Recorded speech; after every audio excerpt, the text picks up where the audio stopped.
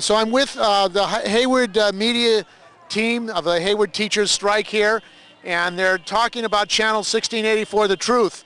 So what's going on? I mean, it seems like the teachers here are starting to get their own media out?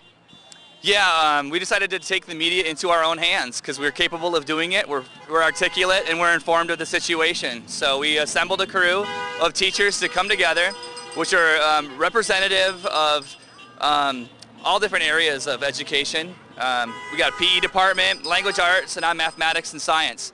And together we put together a show called The Truth, which is Channel 1684, which is representative of the raises given to two top administrators, which was our original amount we were bargaining for, which was a little too high, but just to prove a point of the inequity in the school systems.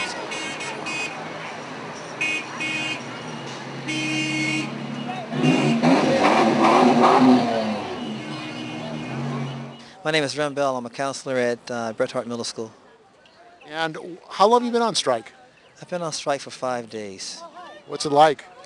It's very energizing, but it's also exhausting. And what are the issues you as a counselor in Hayward schools feels are important in this struggle that you're going through? Well, in this particular part of our negotiation process is solely confined to salary. So that's the only issue that's on the table right now. But of course, being a counselor, there are many issues that need to be addressed. What are they? Well, one is additional counseling support. A lot of our students come from, I don't want to say broken homes, but different homes, non-traditional style homes. We have a lot of foster care students within our system. We also have a lot of students who are from divorced families, and they need some assistance emotionally and developmentally in adjusting to the changes in their lives. So your job is very important if they're going to have be able to function, go to school, and also have careers and develop as useful citizens. Let me clarify. My job is a second parent in most cases. I support what parents do or don't do within the structure of their homes, what they have time to do or don't have the time to do. I'm part of the developmental process as the whole public education system here in Hayward is. So basically the schools can play a role in helping to bring forward students and allowing them to use their creativities. In order to make this work, we have to play a role. And what is the issue of the management of the school district? I mean, why does there seem to be a problem negotiating a fair contract? It's an interesting discussion. I think public education, there are some people who have decided that they want to follow a corporate structure, but I don't think they fully understand what that means. There is a relational component to this. There's a developmental component. There's a social economic component. And if you're just in the business of making money, sure, you can have a healthy reserve at the expense of developing your people. But any successful corporate structure knows that you don't have a great business without having great people who support great people. So you're saying that this corporatization of education is part of the problem in this struggle? Perhaps corporatization could work with a certain tweaking of the system, but as it stands right now, it's definitely the problem. What are the salaries for the management? Do they have good salaries? Oh, you wouldn't believe, dude. I mean, some districts, it takes 30 years to get their salary at the max. Hayward, you max out in 18 years. And an administrative here, 7 years. 7 years.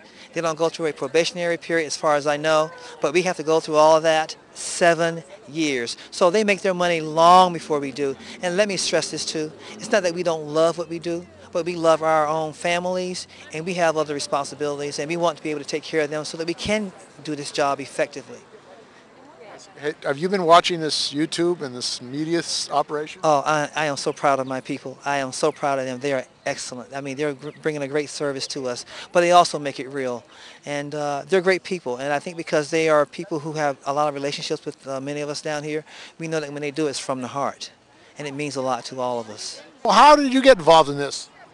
What's your name and introduce yourself? I'm Yanira Canizales and I teach at Winton Middle School. I'm from Hayward. I was pretty much raised in Hayward, an alum from the schools here, now a teacher. So it's the first way that I got involved is through the heart. I mean, I want the best for my community, and I also wanted to make sure that the Latino community was informed as far as having bilingual media coverage as well. So we want to make sure that we don't marginalize the up and current information from the community that's really supporting us. That is a large proportion Latino.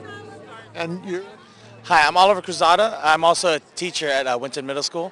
And I got into this because I saw Robert's first video, the powerful video that he made at the first rally here at City Hall. And Robert asked me if I wanted to help him do some journalism. And you know, if I'm working with Robert, I know it's going to be great. So what is that you have there? Is that your... This is our dummy mic for channel 16.84. I'm Joy Andrews, and I'm with California State University East Bay and the California Faculty Association. Several members of us are out here supporting the teachers. We just want the teachers to know that with solidarity, sticking together, we can solve our problems. It really matters if we stick together, and that worked for us, and we're here for you. And you recently were in negotiations yourself. What happened in that, and what were the issues around that? Well, some of the issues were inequity with a lot of money going to the top, not to the professors. We were paid less than professors at other campuses, and we can't hire quality faculty when we can't offer them a reasonable salary. And so we stuck together across the entire state, unprecedented, and very pleased to see that we were able to get a very nice settlement. And we hope the same for the Hayward teachers. Now, the students from Hayward and State and others are less and less able to go to State College. What do you think about the privatization of the universities and the escalating registration fees and costs of working class students being able to go to college? Well, it is definitely an issue. Our universities are supposed to be for working class families, for people who don't have other alternatives, and the faculty at Cal State right now are 100% behind the students in their efforts to hold back the tuition increases. This issue of education and the right to a decent education, Yes. Is that a real issue? Of course it is. And especially in a town, for example, here like Hayward, these people sometimes get overlooked because they're not the highest earning wage earners in the Bay Area, and it's really not fair. Everybody deserves a really excellent education. Every single teacher deserves to be paid fairly. And what kind of support is there from your union to this strike here in Hayward? Well, we've all received emails to come out and support the Hayward teachers, and I don't know about any other support, but that's the part I know about. Are you aware of their YouTube use of media and their struggle? I heard a little bit about it, and I'm looking forward to looking at it. Maybe other unions and other groups can start using it as well. Yeah, sounds good. How are you getting the word out about this? You've got a sign here that says 1684? Well, What's your name and what is it? My name is Celeste Hoffpower, and I'm also a teacher at Winton Middle School. And this is an authentic movement. The word is being spread by teachers to teachers. It's being spread through parents, through students. Our students are incredibly internet savvy. They use that as their means of communication. And this is a way to reach our parents and students in Spanish and in English. So everything we do, we've been translating. And it's just a way to reveal the truth and speak to the people of this community. Does that give you some power to really break the information blockade and get the word directly out? Absolutely. What happens is Robert goes home each afternoon, he edits all the footage from the morning, and he has it up by 8 o'clock, 9 o'clock that evening, so people can watch the protest, they can watch the strike as it unfolds daily. And they can hear the presentations and the speakers? Absolutely. We interview parents, teachers, all the speakers. We've had some great guest speakers come to speak at our rallies, and they all have been posted that evening. So how did you get into YouTube, and why do you think that that's important? Well, I think it's a channel, a vehicle for us to get everybody informed who is tech savvy and actually get generations who aren't tech savvy to get tech savvy. I mean, that's the true channel that is unfiltered. I didn't have to go through any sort of filters to get my media online and get everybody informed. As long as we kept it mudslinging free, we were able to keep it professional, keep it on a high pace, and keep it really popping. If you've seen the show or want to check it out, you'll see that we kind of like our show to parallel Muhammad Ali. You're going to get the right and the left. You're getting English, you're getting Spanish, you're getting video clips from parents and teachers and students and some administrators who are made out of cardboard. So what are the students and the public, what's been the response to this channel? They're overwhelmed because they're not only seeing the issues that are coming up on with the strike, but they're also seeing a lot of inequities within the school district as a whole. health issues to insurance issues to lack of teachers and turnover. I mean, the truth was really dug up and put out on the table. So I think it really kept a lot of schools motivated, teachers motivated to stay on the strike line as they kept finding out what's really going on in our school district. Terry Miller. And I see you're wearing a button, Terry. We're worth it 16.84%. What does that mean? We would like to be paid equally as well as the top administrators in the district office who got a 16.84% raise. And why are they giving big raises to themselves and not fair raises or decent raises to the teachers? Because that's the only way they can retain good people, they say. So they're interested in retaining administration, but they're not interested in paying and retaining good teachers for their district. And are teachers leaving? There have been a number of teachers who have left this year. Quite a few teachers have left, and in the past, teachers have left. So this is probably a bad situation when good teachers leave for other school districts? It's very bad for the students. It's very bad for the students. What happens? They need to have quality teachers in the classroom, and they need to be getting quality instruction. And if they're not paying equitable salaries, then teachers are going to leave, and we will end up with less qualified teachers. So this is a question of equal education or quality education as well as a salary increase? Yes, it definitely is. It definitely is. And why aren't there more resources for teachers? I mean, it seems like that education of the population should be a high priority in society. That's a very big question that could take hours and hours to answer, having to do with cultural values and societal values. But education needs to be funded equitably to students, which is a problem in this country. Do you think it has anything to do, I mean, this particular situation at Hayward with the composition of the students, minority, working class, poor students? It seems like other districts, Pleasant Hill or other districts, have none of these kind of problems. That's correct. That's very true. It's very true. I think it has to do a lot with socioeconomics and diversity and ethnicity and a lot of those things. Almost 1,000 people supporting the teachers marched to the school superintendent's office today. While striking teachers cheered them on, the superintendent met with parents and students and said he had no choice but to file the injunction. My name is Isamar Avila, and I go to Hayward High. I'm a sophomore. And why are you here today? Well, I came here to support our teachers, and I came here because I need an education. I need to have my learning done, and I want to succeed in life, so I don't think with all these substitutes in class would make it any better, so I want my teachers back. And what do you think about the solidarity? It seems like there's a lot of solidarity here. Yeah, there is, because mostly everybody's into all what's going on, and a lot of students don't want this to be happening. And is this your first strike? No, I was in the strike in '94. What happened in that strike? Well, it was similar to now. I mean, we came through as a struggle. We hung together, and eventually, our solidarity brought us through the strike, and I think our staff was more together, and we actually did get some of the things that we were demanding at that time. So right now, years and years later, we're in the same situation where we've kind of been left behind in terms of salary and in terms of respect too, both for us and for the students. And we have great students here, great teachers, and we are very, very underpaid and also, I think, undervalued. Why doesn't the management, the administration, value the teachers? I think because they're not local based. I can think of a lot of people here that have been in the community for many, many years that I think would be better because they know the community. And when you get these people that are just roving type people, and in some ways I would call corporate opportunists, then they don't have the same sense of value in the community. They don't value the teachers as much value the community. I mean, we've worked here and we know the potential here. We know that that Hayward is a great community and we have a lot of great kids. By roving administrators or corporate opportunists, what exactly are you talking about?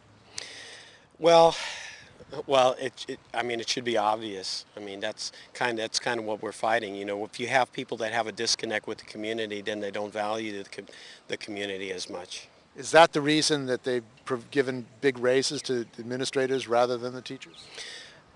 That could be. Well, it starts with greed as well. It's greed, and I don't know if you say, I know there's a disconnect with the community, but I think people, they come in and then they do their self-serving interests, and they don't keep the kids, and of course the teachers are underpaid and undervalued, and we feel very exploited. And how difficult is it being a teacher and trying to survive, a public school teacher in Hayward in the Bay Area? Well, the sign I have says basically keep the teachers in Hayward, and we're losing a lot of our teachers to other districts simply because the salary in other areas is larger, and we haven't kept up. In the last 10-15 years, we just haven't kept up salary-wise. Another big thing is that from our salary scale, benefits, medical and dental benefits are taken out of what's listed on the salary scale. So those costs have gone up, and cost of living of course has gone up greatly, and we just have not kept pace. So it's very, very hard for for the young, especially for the younger teacher, to make ends meet. And then even for people on the upper end, if some of the districts at the upper end are making $20,000 more than teachers at our max, that's a big difference. And I mean, just the housing issue, how do teachers afford to live in the Bay Area? It's hard. It's very expensive. Cost of living here is very, very high.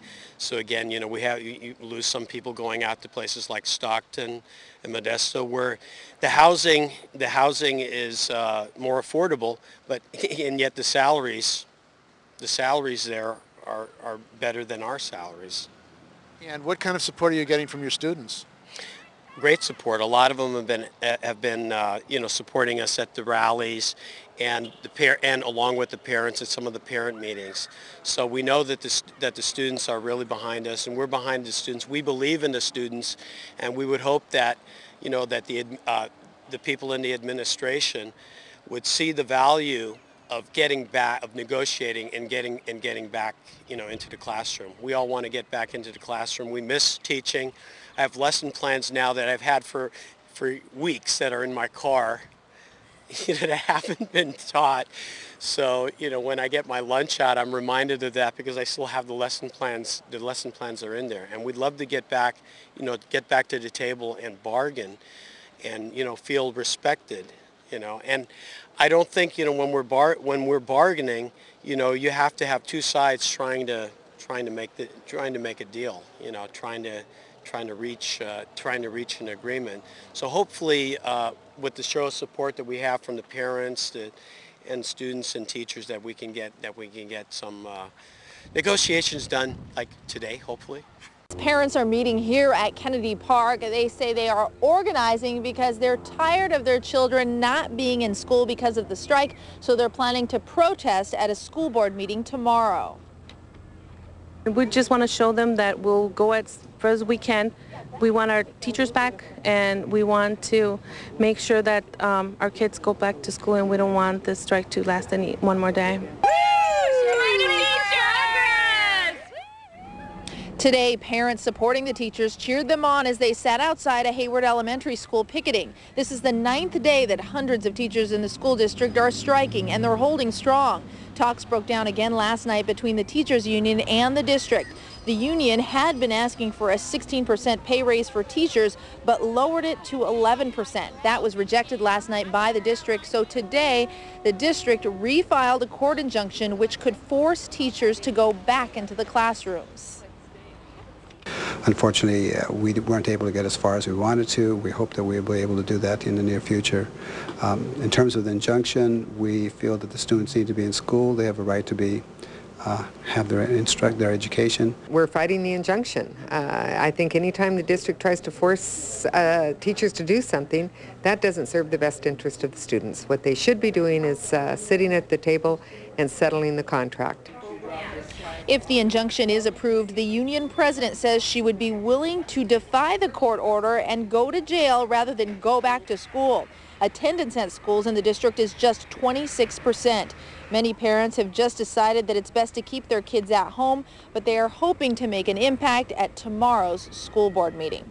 Reporting live in Hayward, Janine De La Vega. We received a call on Sunday, and they said that everything was going to be okay, that teachers needed to come back to school, and the students too, and that while the teachers were teaching us that they were going to be solving this problem. So we came the next day and we saw that the teachers were still on strike, and we decided that we go to the district and tell them why did they lie over the phone saying that the teachers were back when they were not.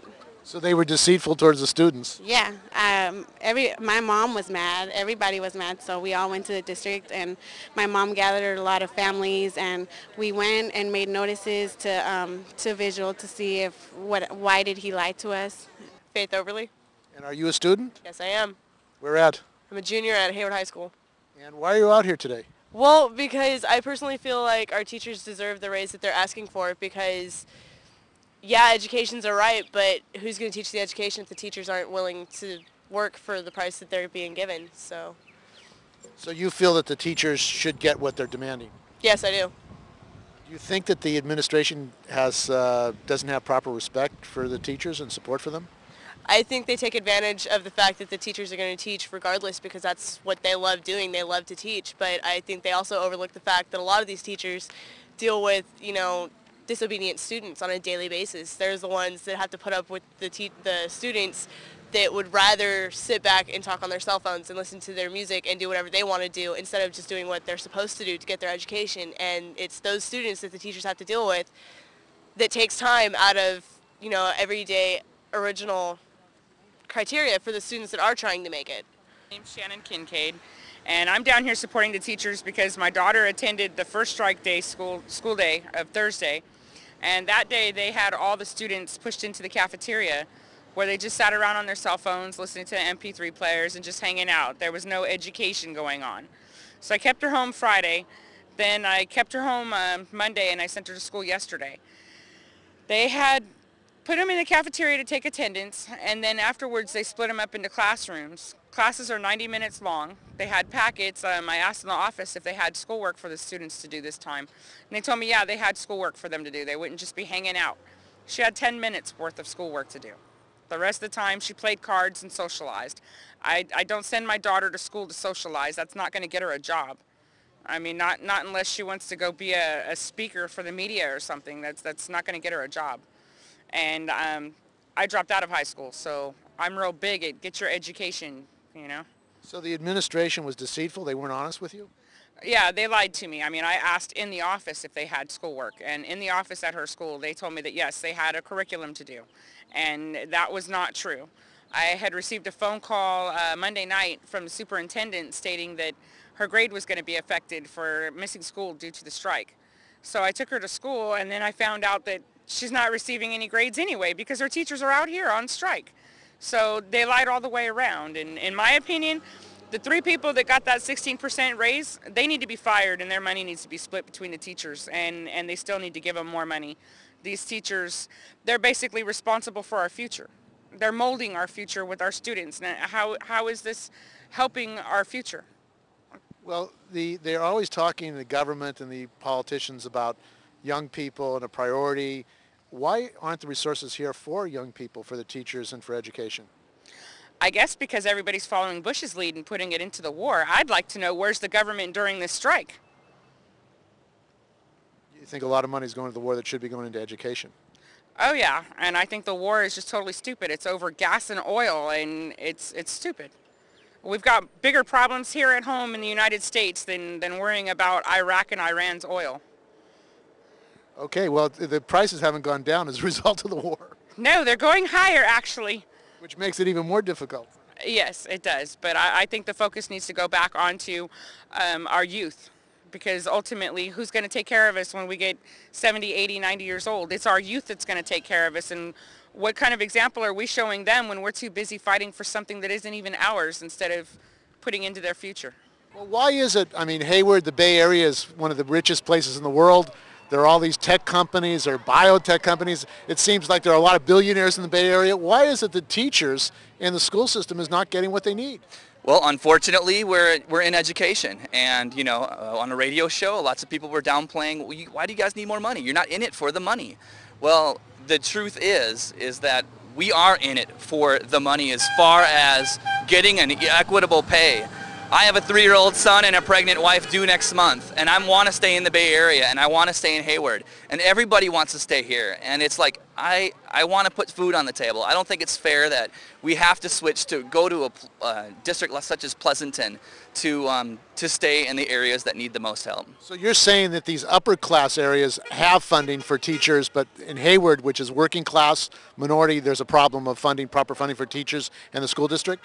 I think there's a problem with allocation of funding. Definitely there is a lack of, sufficient money here, but definitely there's been a history of mismanagement in Hayward too, and we've been suffering from the consequences of that. And I suffered from that when I went to school here as well, so we really need to make sure that we recruit not only great leadership within teachers, but also have great leadership within the district to turn this community around. Well, what did you suffer when you were a student here at Hayward School District? Well, when I was here, we actually had the student walkouts in 1994 because we felt that many of the communities here in Hayward weren't receiving appropriate funding for special programs that would encourage disempowered communities to go to college. So it's been an ongoing struggle, but I think what's important is that Hayward always stands up, and we have a lot of soul here, and people gather together and we make changes. So what do you think this example has been? Have other teachers around the country reached out to you, and are you getting support from regionally and nationally? I'm not sure about nationally, but we are getting a lot of hits from our YouTube videos. Our original video already has over 4,000 hits, and we're getting a lot of support from all over the place, from the replies and the posts that they're putting up with our video. And we'd like to say thank you for all your support. We really appreciate it and we need it, and it keeps us strong out here on the picket lines. What do you think about the idea of a 24-hour labor channel for workers all over the United States? All the teachers and different struggles going on. That's what you need for the truth to get out there. And I think I've already had lots of people calling me and emailing me that will be a vehicle for them to forward their own truth to get what they deserve. Do you have a community access channel in Hayward? We do, and I actually proposed to put some more shows with some more real content than just the board meetings on there, but I've yet to hear from Hayward as far as doing something like that. What about, I hear there's a band, Andy and Angry's Teachers. What's that all about? It was actually Andy and I have been working, I'm doing the video stuff and he's doing the music piece, and he assembled a band to put some political thoughts together. The truth in form of songs, and it's all a band of teachers. So it sounds like there's a lot of exciting new things going on here in Hayward. Bring out a lot of the talents that our teachers possess, and a lot of the creativity that we have and we use every day for our students, but don't often get acknowledged for or is not seen in a wider spectrum. And it's gotten to let our teachers shine and show everyone what we're made of.